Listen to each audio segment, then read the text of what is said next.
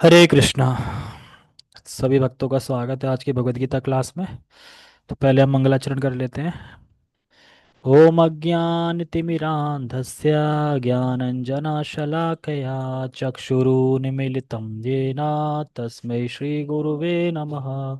श्रीचैतन्यमनोभीष्टं स्थापितं येन भूतले स्वयं रूपः कदा मह्यं ददाति स्वपदान्तिकं। वन्देऽहं श्रीगुरो श्रीयुतापदकमलं श्रीगुरून् वैष्णवांश श्रीरूपं साग्रजातं सहगण रघुनाथं वितं तं सजीवं साधुवेतं सावधूतं परिजनसहितं कृष्णचैतन्यदेवं श्रीराधा कृष्णपादान् सहगण ललिता श्रीविशाखाद्विषाञ्च। हे कृष्ण करुणा सिन्धु दीनबन्धो जगत्पते गोपेश गोपिका कांता राधा कांता नमस्तुते। तप्त कांचन गौरांगी श्री राधे वृंदावनेश्वरी वृषभानुसुते देवी प्रणमामि हरिप्रिये। वाञ्छाकल्पतरुभ्यश्च कृपा सिन्धुभ्य एव च पतितानां पावनेभ्यो वैष्णवेभ्यो नमो नमः। जय श्री कृष्ण चैतन्य प्रभु नित्यानंद श्री अद्वैत गदाधर शिवासादि गौर भक्तवृंद। हरे कृष्णा कृष्ण कृष्णा हरे हरे हरे राम राम राम हरे हरे। रामाय रामभद्राय श्रीरामचंद्राय वेदसे रघुनाथाय नाथाय सीताय पते नमः।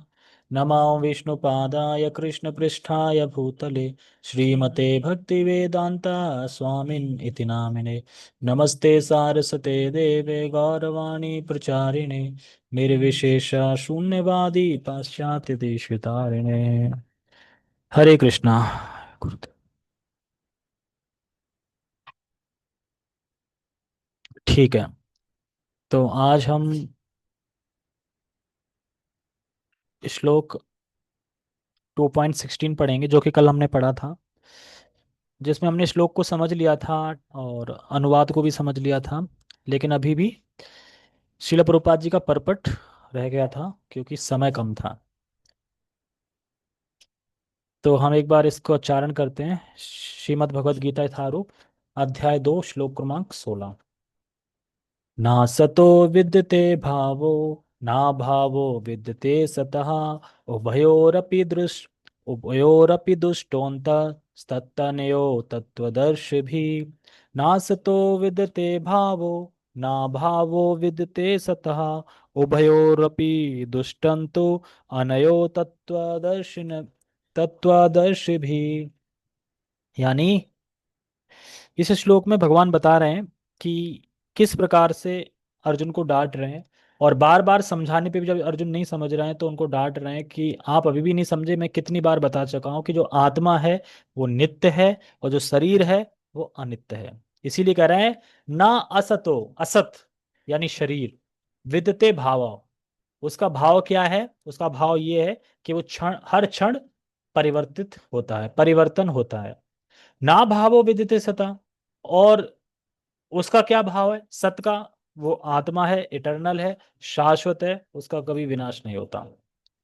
उभयोरपि, उभयोरपि मतलब इन दोनों में। उभय ना, उभय में मध्य बोलते हैं ना, दोनों, यानी सत और असत, इन दोनों दृष्टंत्व स्त्व अनयो तत्वदर्शी। जो तत्वदर्शी है वो ज्ञान से देख रहा है इस चीज को कि हाँ, शरीर है वो परिवर्तित होता है और जो आत्मा है वो परिवर्तित नहीं होती। तो ये वो देख रहा है जो ज्ञानी है, जिसने ज्ञान से, अपने ज्ञान से वो देख रहा है।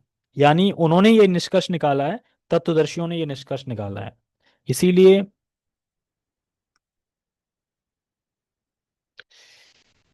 इसीलिए हमें समझना चाहिए कि हमें शरीर के लिए शोक नहीं करना चाहिए। और ये श्लोक भगवान इसीलिए बोल रहे हैं कि ताकि अर्जुन का जो शोक है उसको सुखा सकें, उस शोक को समाप्त कर सकें। क्योंकि बहुत टाइम हो गया, कब से शोक कर रहे हैं, पहले अध्याय से ही शोक कर रहे हैं, मैं नहीं लड़ूंगा, मैं नहीं लड़ूंगा। भगवान बता रहे हैं आप क्यों नहीं लड़ोगे? मैंने पहले ही दिखा दिया है आपको, एक विराट रूप का झलक दिखा दिया है उसमें कि ये सब मारे जा चुके हैं। एक्चुअली युद्ध भूमि में शुरू होने से पहले ही दिखा दिया था कि सब भगवान के मुख में जा रहे हैं, सब भगवान के मुख में जा रहे हैं। यानी सबको मैंने मार दिया है, बस तुम्हें खाली निमित्त बनना है।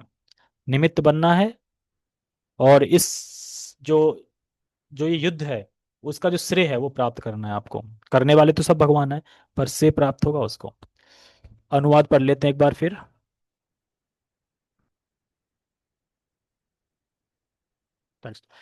तत्वदर्शियों ने यह निष्कर्ष निकाला है कि असत यानी भौतिक शरीर का तो कोई चिरस्थायित्व नहीं है। चिरस्थायित्व मतलब है वो कभी ऐसा नहीं कि टिका हो एक जगह, हर क्षण उसमें बदलाव हो रहा है, हर क्षण बदलाव हो रहा है, इसीलिए कह रहे हैं चिरस्थायित्व नहीं है। कहते हैं ना स्थायी चीज, एक होता है स्थायी चीज, एक अस्थायी चीज। मतलब कि एक तो स्थायी जो कि किसी समय आके स्थित हो जाती है, लेकिन शरीर हमेशा परिवर्तन हो रहा है हर क्षण। क्योंकि वैज्ञानिक भी बोलते हैं, आगे आएगा परपट में तो हम उसमें पढ़ेंगे। भौतिक शरीर का तो कोई चिरस्थायित्व नहीं है, किंतु सत्य यानी आत्मा अपरिवर्तित रहता है। उन्होंने इन दोनों की प्रकृति के अध्ययन द्वारा यह निष्कर्ष निकाला है। ठीक है, अनुवाद पढ़ते हैं शिला प्रभुपाद जी का।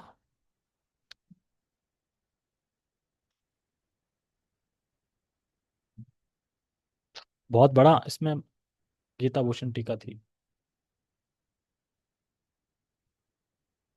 ठीक है, ओके, सबको दिखाई दे रहा है। तो यहाँ इसमें अगर हम मोटा मोटा समझे इस श्लोक को, तो इसमें बताते हैं कि यहाँ भगवान आत्मा के लक्षण का वर्णन कर रहे हैं। आत्मा का लक्षण क्या है? क्योंकि अगले श्लोक में ये बताया जाएगा कि किस प्रकार से आत्मा कितनी छोटी है, आत्मा का साइज क्या है, और आत्मा अविनाशी है। ये अगले श्लोक में ही आएगा। इसीलिए यहाँ पे आत्मा का लक्षण बता रहे हैं अर्जुन को कि देखो अर्जुन, आत्मा का जो लक्षण है वो क्या है? स्थायी है, यानी शाश्वत है, नित्य है।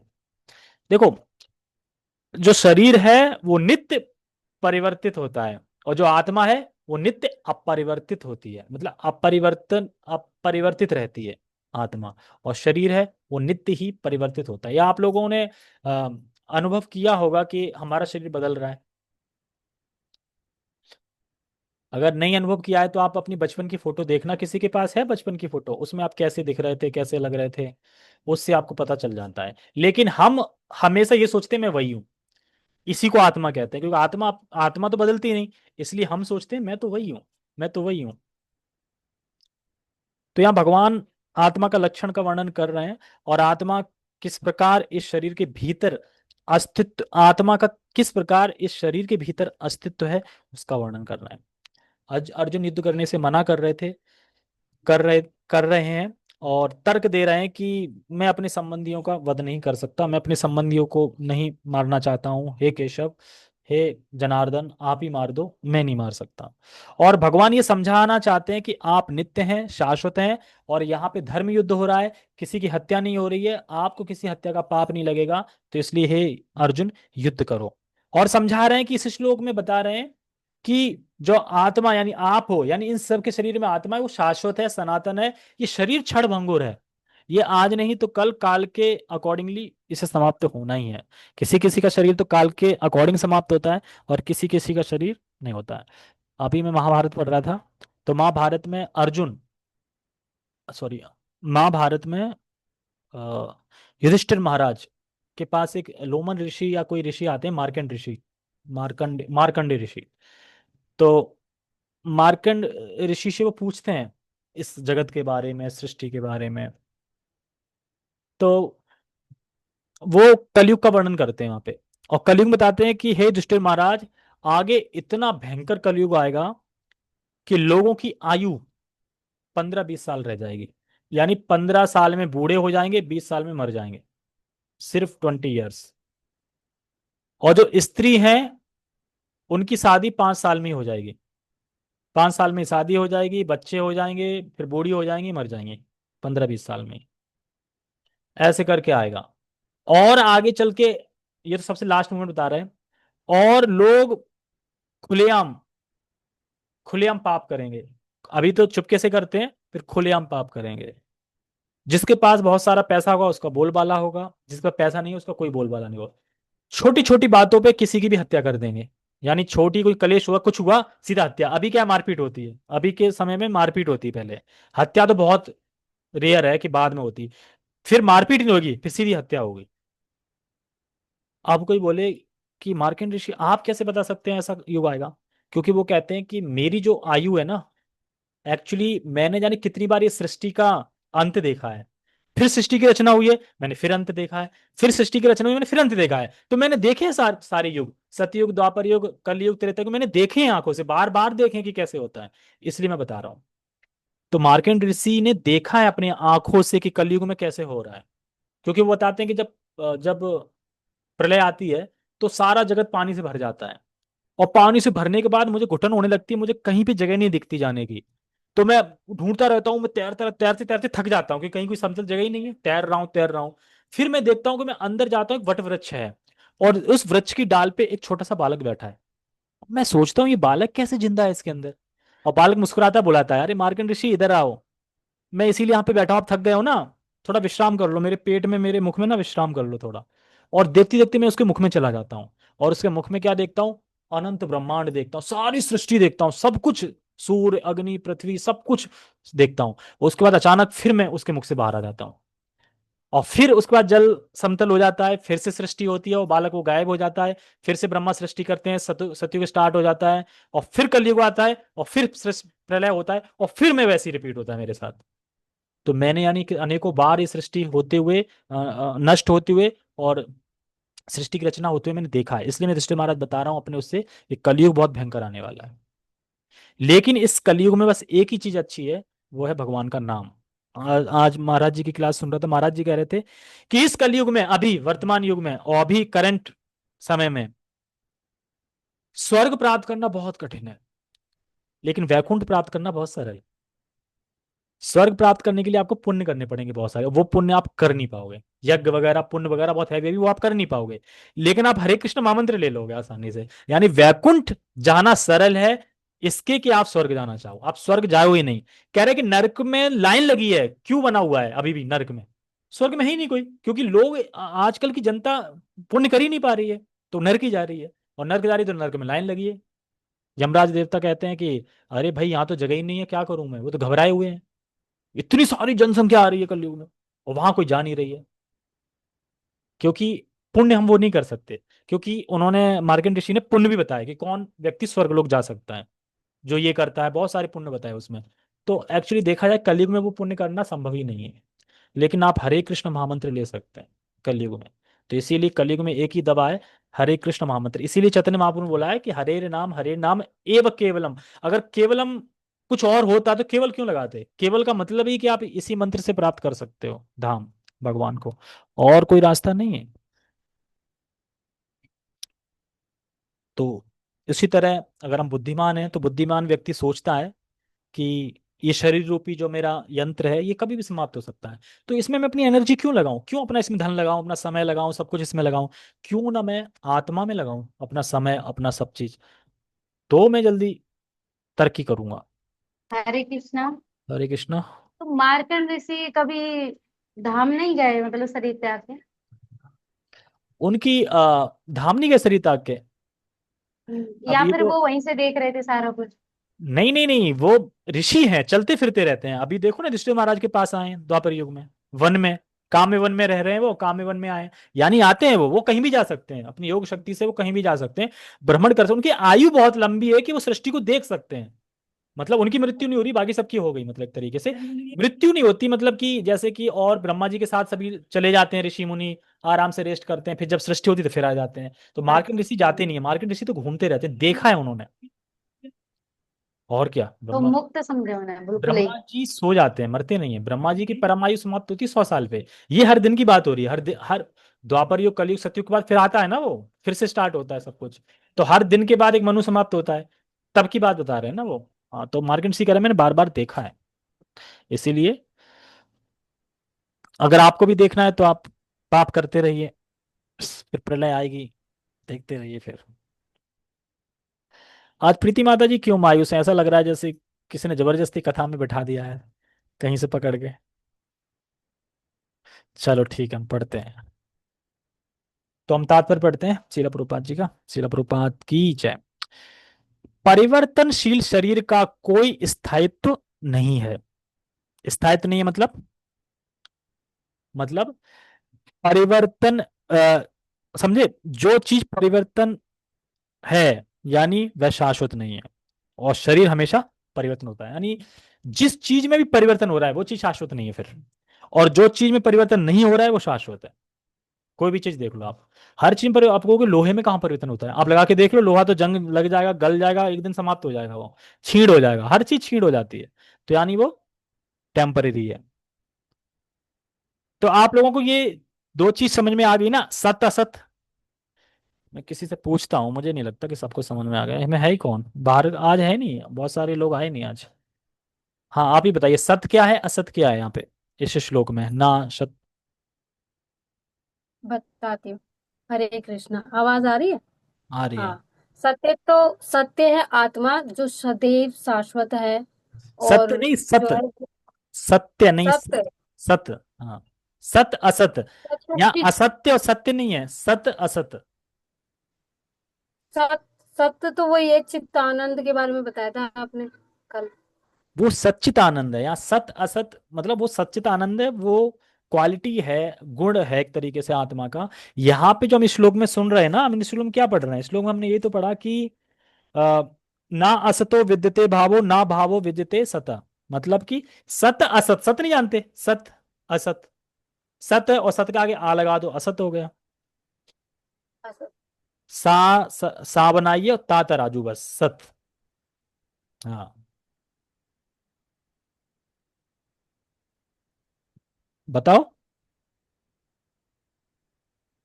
अब मैं कैसे समझाऊं आपको, मुझे समझ में आ रहा है सत्य। मैं कैसे बताऊं? आप ये बता दीजिए, मैं कंफ्यूज हूँ थोड़ी सी।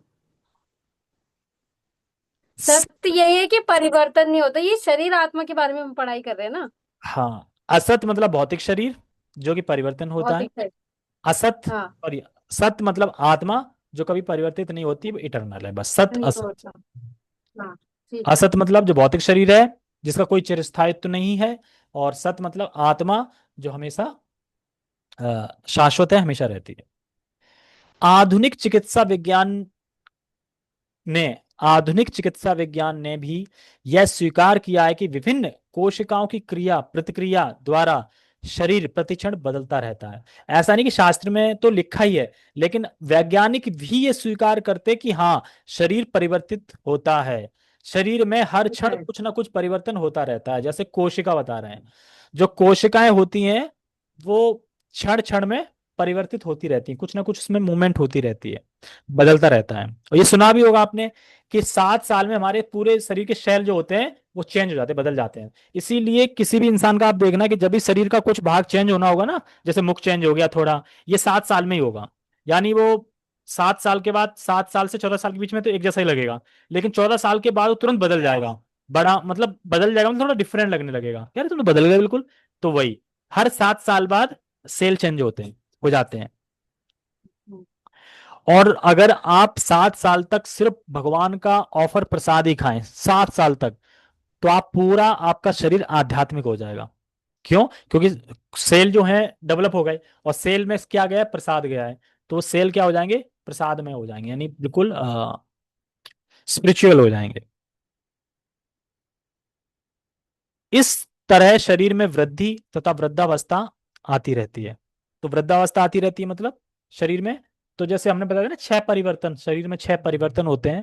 यानी जन्म लेता है, और जन्म लेकर बढ़ता है, वृद्धि होती है, फिर कुछ काल तक ठहरता है, फिर कुछ संतान उत्पन्न करता है, और फिर क्षय होने लगता है, मतलब कि जरा, बुढ़ापा, और उसके बाद मृत्यु। तो ये 6 परिवर्तन है शरीर के। क्या ये 6 परिवर्तन आत्मा के होते हैं? नहीं। इसीलिए शरीर टेम्परेरी है, स्थायी है, सॉरी अस्थाई है। किंतु शरीर तथा मन में निरंतर परिवर्तन होने पर भी आत्मा स्थायी रहता है। देखो अब एक चीज यहाँ पे और समझ में आ रही है, शरीर तो है ही परिवर्तन, परिवर्तित होता रहता है, मन भी परिवर्तित होता रहता है। यानी शरीर मन दोनों बदलते रहते हैं। क्या मन कैसे बदलता रहता है? मन में क्या मन नहीं बदलता कि अभी मन कर रहा है ये ले लो, फिर कहते हैं, अरे यार क्यों ले लिया, मन नहीं बदल गया? और कभी कभी हमारे मन में काम क्रोध लोभ ये सब घूमते रहते हैं, मन खराब है आज, ये है वो है, ये सब कहाँ से आ रहा है? परिवर्तन हो रहा है ना, यानी चेंज हो रहा है ना। लेकिन आत्मा कभी चेंज, आत्मा हमेशा सच्चित आनंद अपने गुण में हमेशा रहती है, सच्चित आनंद है, और सच्चित आनंद में ही हमेशा रहती है, वो कभी भी बदलती नहीं है।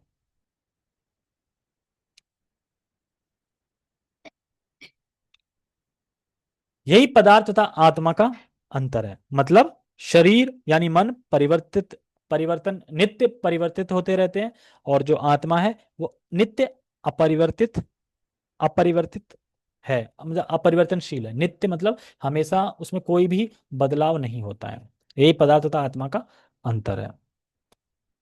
स्वभावतः शरीर नित्य परिवर्तनशील है और आत्मा शाश्वत है। तत्वदर्शियों ने, चाहे निर्विशेषवादी हो या सुगुणवादी, इस निष्कर्ष की स्थापना की है। क्या कहना चाह रहे हैं यहाँ पे, देखो बहुत अच्छा है यहाँ पे, कि सुगुणवादी हो या निर्विशेषवादी हो, दोनों ये मानते हैं कि हाँ, शरीर है वो टेम्परेरी है, आत्मा है वो शाश्वत है। यहां तक कोई मतभेद नहीं है। वैष्णव हो चाहे निराकारवादी हो, दोनों सेम है, भाई भाई हैं यहाँ पे। लेकिन जैसी बात आती कि कृष्ण है, भगवान है, हमारा संबंध है, सेवा करनी है, वही वाला बताएंगे नहीं, भगवान नहीं है, हम ही भगवान बन जाएंगे, हम ही भगवान बन जाएंगे, या फिर भगवान है ही नहीं, निराकार है। ये सब चीजें होने लगती है। लेकिन आत्मा तक के उस पे लेवल पे देखा जाए तो वी आर सेम। वो भी कहते हैं हाँ, अ, आत्मा अलग है, शरीर अलग है, शरीर नाशवान है, आत्मा कभी नाश नहीं होता। लेकिन भगवान निराकार है, आत्मा तो लीन हो जाती है उसमें जाके। ऐसा कुछ अपना अपना वो देते रहते हैं। विष्णु पुराण में 2:12-38 में कहा गया है कि विष्णु तथा उनके धाम स्वयं प्रकाश से प्रकाशित हैं। ज्योतिषिम विष्णुर्भवा वाणी विष्णु। सत तथा असत, आप समझ आ गया सत असत कौन सा है, ये है, ये सत है, ये असत है। सत तथा असत शब्द आत्मा तथा भौतिक पदार्थ के ही द्योतक हैं। सभी तत्वदर्शियों की यह स्थापना है। यहीं से भगवान द्वारा अज्ञान से मोहग्रस्त जीवों को उपदेश देने का शुभारंभ होता है। अज्ञान को हटाने के लिए आराधक और आराध्य के बीच पुनः शाश्वत संबंध स्थापित करना होता है, और फिर अंश रूप जीवों तथा श्री भगवान के अंतर को समझना होता है। देखो यानी हमारा शाश्वत संबंध है भगवान से, कृष्ण से। क्या है, हम भगवान के सेवक हैं, ये शाश्वत संबंध है। ऐसा नहीं कि कभी संबंध ये बनाया गया, ये शाश्वत है, पहले से ही ये संबंध भगवान से। कृष्ण के हम नित्य दास हैं, अर्थात ऐसा नहीं है कि हम अपना भजन पूरा करके भजन में पक जाएंगे और फिर उन्हीं का स्थान ले लेंगे, ऐसा नहीं है। हम नित्य उनके दास हैं, नित्य उनके सेवक हैं, हमेशा रहेंगे साथ। ऐसा नहीं कि हम भजन करके पक जाएंगे या भजन करके हम पूर्ण हो जाएंगे तो हम ही उनका स्थान ले लेंगे। अब वो पुराने हो गए, बूढ़े हो गए, अब मैं नया भगवान आ गया, अब मेरे नीचे जो भजन कर करके आएंगे तो फिर मैं हट गया, वो आ जाएंगे, ऐसे चलता रहेगा। ऐसा नहीं है, हम हमेशा दास हैं, दास ही रहेंगे। कुछ मायावादी हरे कृष्ण करते हैं, मायावादी भी हरे कृष्ण करते हैं। क्यों करते हैं, कि मैं बस करके जब सिद्ध हो जाऊंगा तो मैं भगवान बन जाऊंगा, फिर मुझे हरे कृष्णा करने की जरूरत नहीं है। लेकिन हमारा क्या है कि हम यहाँ हरे कृष्णा कर रहे हैं, वहां भी हरे कृष्णा करेंगे, वहां सेवा करेंगे भगवान की। इसमें कोई दोहराए नहीं है। जब हम शाश्वत दास हैं, शाश्वत संबंध है, तो सेवा करेंगे ना, क्यों नहीं करेंगे। शाश्वत संबंध है, शाश्वत दास है, तो सेवा करेंगे। तो सेवा करना छोड़ देंगे, नहीं छोड़ेंगे, नहीं। कृष्ण की हम सेवा करेंगे, सेवा करना कभी नहीं छोड़ सकते, क्योंकि हम दास हैं और हम भगवान स्वामी हैं, हम अणु हैं, भगवान विभु हैं। तो फिर हम सेवा करेंगे ही करेंगे उनकी, ये यहाँ पे चीज समझा रहे हैं। कोई भी व्यक्ति आत्मा के अध्ययन द्वारा परमेश्वर को स्वभाव को समझ सकता है। आत्मा तथा परमात्मा का अंतर अंश तथा पूर्ण के अंतर के रूप में है। जैसे कि सूर्य क्या है, पूर्ण है, और सूर्य की किरण अंश है सूर्य की। जैसे कि अग्नि पूर्ण है, और अग्नि की जो अंश है यानी किरणें, जो सॉरी किरणें नहीं, क्या बोलते हैं, चिंगारी है, वो अंश है। उसी प्रकार से भगवान पूर्ण है, वो स्वामी है, हम उनके अंश हैं। वेदांत सूत्र तथा श्रीमद् भागवतम में परमेश्वर को समस्त उद्भवों यानी प्रकाश का मूल माना गया है। यानी जन्माद्य से मतलब भगवान जन्माद्य से मतलब है कि सब कुछ, सारा कुछ जन्म, जो सारा कुछ जो प्रकट हुआ है वो भगवान से ही हुआ है प्रकट। चाहे वेदांत सूत्र में हो, चाहे श्रीमद् भागवतम में हो, दोनों में ये कहा गया है कि जो कुछ भी उद्भव हुआ है, जो कुछ भी आपको दिख रहा है, जो भी प्रकट अप्रकट जो भी आपको यहाँ पे चीजें दिख रही हैं, वो सब कुछ भगवान से ही आई है। अनुभव ऐसे उद्भवों का अनुभव परा तथा अपरा प्रकृति क्रमों द्वारा किया जाता है। तो परापरा तो आप लोग जानते हैं क्या है, परा मतलब आत्मा, अपरा मतलब भौतिक, मतलब शरीर कह सकते हैं। आत्मा तथा परमात्मा का अंतर कहाँ पे थे एक्चुअली, हाँ। ऐसे उद्भवों का अनुभव परा तथा अपरा प्राकृतिक क्रमों द्वारा किया जाता है। जीव का संबंध परा प्रकृति से है, जैसा कि 7वें अध्याय से स्पष्ट होगा। तो पराजीव, अपराजीव। तो परा मतलब जीवात्मा, अपरा मतलब भौतिक शरीर। तो इन दोनों के अलावा क्या तीसरा कुछ है इस जगत में?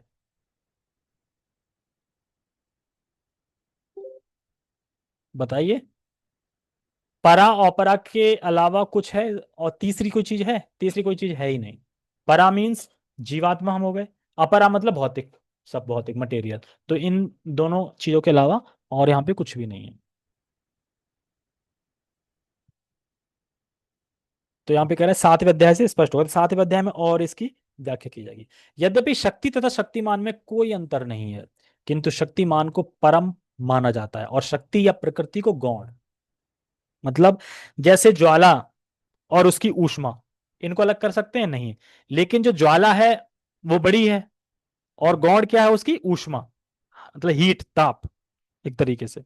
तो यानी और उसकी जो हीट है यानी ताप है, वो अग्नि को अलग नहीं कर सकते हैं। ऐसे ही जो शक्ति है, तो शक्ति से शक्तिमान को, जैसे शक्ति और शक्तिमान, तो शक्तिमान से शक्ति को अलग नहीं कर सकते। इसी प्रकार से जैसे भगवान है, तो भगवान से भगवान की शक्ति को अलग नहीं कर सकते, यानी भगवान से श्रीमती राधा रानी को अलग नहीं कर सकते। और देखने में लगेंगी क्योंकि एक गॉड है, क्योंकि जैसे कि बता रहे ना हीट और एक ज्वाला, तो दोनों में लगेगा, लेकिन दोनों को अलग कर सकते हो आप। जहां अग्नि होगी वहां हीट होगी ही होगी, ऐसा तो नहीं है कि हीट को हम हटा दें, अग्नि अग्नि सिर्फ जले। ठंडी अग्नि, ठंडी अग्नि देखी किसी ने? ठंडी अग्नि, अग्नि जली हो, ठंड लग रही हो, हीट आएगी ही आएगी। तो उसको अलग नहीं कर सकते। तो ये शक्ति शक्तिमान को कभी अलग नहीं कर सकते, शक्ति शक्तिमान हमेशा साथ रहते हैं। इसीलिए कह रहे हैं शक्ति शक्तिमान में कोई अंतर नहीं, किंतु शक्तिमान को परम माना जाता है और शक्ति यानी प्रकृति को गौण माना जाता है। अतः सारे जीव उसी तरह परमेश्वर के सदैव अधीन रहते हैं, जिस तरह सेवक स्वामी के या शिष्य शिष्य गुरु के अधीन रहता है। अज्ञानता, अज्ञान अवस्था में ऐसे स्पष्ट ज्ञान को समझ पाना असंभव है। अतः ऐसे ज्ञान को दूर करने के लिए सदा सर्वदा के लिए जीवों को प्रवृत्त करने हेतु भगवान भगवत गीता का उपदेश देते हैं। यानी व्यक्ति अपने से नहीं समझ सकता भगवत गीता का ज्ञान, इसीलिए भगवान आते हैं भगवत गीता का ज्ञान समझाने के लिए। तो इसीलिए भगवान आए, अर्जुन को भगवत गीता का ज्ञान दिया, और वही भगवत गीता अब आपके हाथों में है, आपके पास है। अब आप किसी सीनियर गुरु से, आप किसी गुरु महाराज से, किसी सीनियर वरिष्ठ भक्त से उसको समझना चाहिए। खुद से गीता नहीं समझ सकते। जैसे हम किससे समझ रहे हैं? हम शिला प्रभुपाद जी से समझ रहे हैं। शिला प्रभुपाद जी तो हमें समझा रहे हैं ना तात्पर्य में, तो हम शिला प्रभुपाद जी से गीता समझ रहे हैं। इसी प्रकार से यानी जब भी हम भगवत गीता पढ़ते हैं, श्रीमद् भागवतम पढ़ते हैं, तो हम शिला प्रभुपाद जी का संग कर रहे हैं। संघ का मतलब होता है, साधु संघ का मतलब होता है विचारों का आदान प्रदान और संग लेना, भगवान की बात या तो भगवान की वाणी का संग लेना, वाणी। तो ये भगवान की वाणी है, उसका हम संग कर रहे हैं इस तरीके से। ठीक है, ओके। हरे कृष्णा। जगत गुरु शिला प्रभुपाद की जय।